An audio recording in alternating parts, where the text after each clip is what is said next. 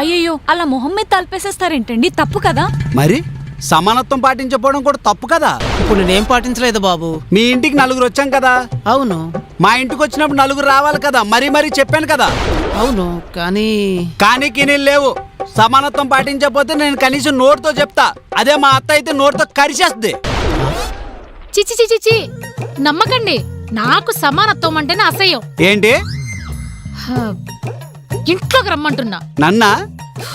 నువ్వు లోపల తగలబట్టావు కదా ఆయన్ని. మీరండి.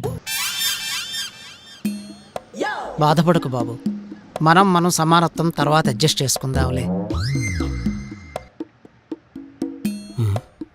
అర్జెంటుగా ఈ విషయం గ్రీన్ బుక్ లో రాసుకోవాలి.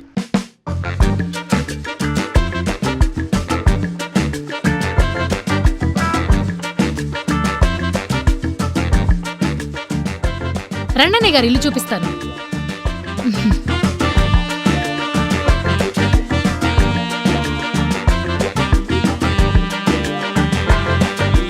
పైన కూడా ఇంకో బెడ్రూమ్ ఉంది అన్నయ్య గారు, వెళ్ళి చూద్దాం. ఇల్లు చూపులంటే మీ ఇల్లు చూపించాలి, మా ఇల్లు కాదు. కొంప తీసి రేపు పొద్దున పెళ్ళయ్యాక కొడుకు కోడలు కూడా ఇక్కడే ఉంచుతారా ఏంటి? అల్లుడు గారు కామెడీ చేస్తున్నారు అన్నయ్య గారు, మీరండి. అన్నయ్య గారా? ఇంతకు ముందు మీరిద్దరు చుట్టాలా? ఏమే అంజు, నువ్వు కూడా నన్ను మోసం చేసావు కదే. నాకు తెలియకుండా ఇంత మోసం చేశారా? ఏంటిది? ఏవండి, ఆ అన్నయ్య గారు కాదు, సంబంధం కుదుర్చుకుంటున్నాం కదా ఆ అన్నయ్య గారు.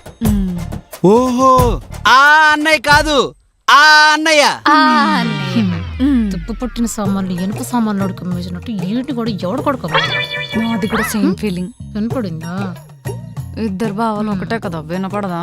వాడికి వినపడిందంటే మన ఇద్దరికి పగిలిపోతుంది. నోరు మూసుకొని రా. అన్నయ్య గారు, అన్నయ్య గారు, వదిన గారు రాలేదా? రాలేదమ్మా. తను కూడా వస్తే బాగుండేది. కూల్ డ్రింక్ తీసుకోండి. స్ప్రైట్ అదే కరెక్ట్. అమర్రాహే గారు, ఏంటి బాబు ఏమైంది? మా ముగ్గురికి తంసపిచ్చి వాడికి మంచి నీళ్ళు ఇస్తారా? పెళ్లి చూపులోనో సమానత్వం లేకపోతే రేపు పొద్దున పెళ్లి అయ్యాక ఈయన ముష్టోని చూసినట్టు చూస్తారేమో. బాబు అవి మంచినీళ్ళు కాదు బాబు, స్ప్రైట్.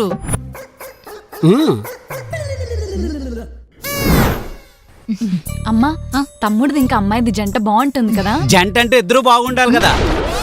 మీ ఆయన ముందు పెట్టుకుని 2 క్వశ్చన్స్ అవసరమా నీకు? అమర్రాహే గారు, నా ఫ్యాన్ రాలేదేంటి? ఏంటి మీ ఫ్యానా? ఎవడాడు? అంజు, మన పంతులు గారు.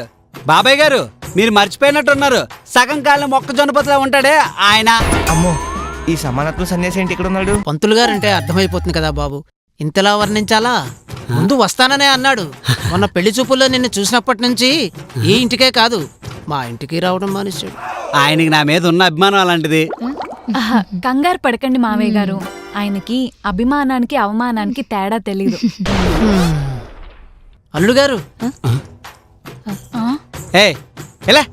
అమర్రాహే గారు, వాడు మీ అల్లుడు కాదు, పనోడు, పెస్ట్ కంట్రోల్కి వచ్చినోడు. ఇంతకు ముందు అలాగే వేరే వాడిని అల్లుడు అనుకున్నారు.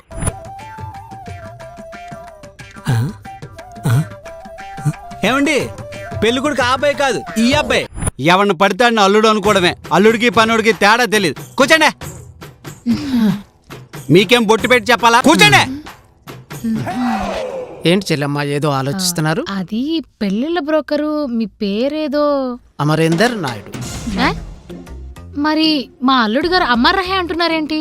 మీ వాడికి నోరు తిరగటం లేదని తన కంఫర్ట్ గా నా పేరు మార్చేసుకున్నాడు. ఈయనతోనుంటే ఎవరినన్నా మార్చేస్తాడు. ఇది వీళ్ళు ఇల్లు చూపులా లేదు, ఏదో నా సన్మాన్ సభలాగా ఉంది. పొగడ్డం ఆపేసి పని చూడండి. ఇప్పుడు అర్థమైందా? ఎడారిలోనైనా హ్యాపీగా బతికేస్తావు బాబు నువ్వు. మాకే వీడితో ఎలా బతకాలో తెలియట్లేదు.